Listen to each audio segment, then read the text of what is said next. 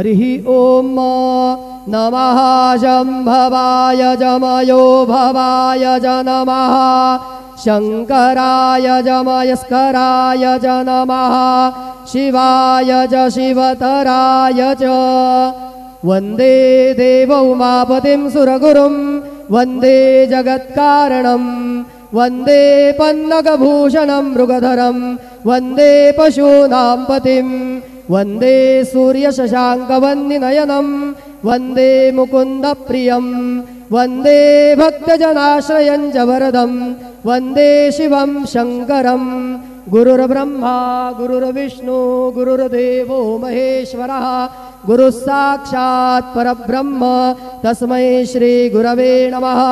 सद्गुरु साईनाथ देवताभ्यो नमः। सायं पूजा परिपूर्णार्थे विलेपनार्थे चन्दनं समर्पयामि।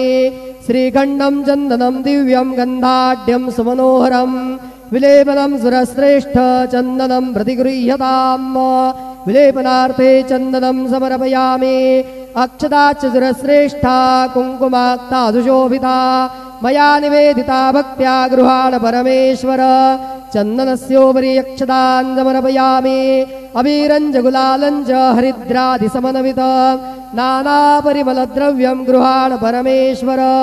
नानापरिमलसौभाग्यद्रव्याणि समर्पयामि। माल्यादीनि सुगन्धीनि मालत्यादीनि वै प्रभो मया रोतानि पूजार्थं पुष्पाणि प्रतिगृह्यताम्। नानाविधपत्रपुष्पं समर्पयामि। सायङ्काले उपहारनैवेद्यं निवेदयामि।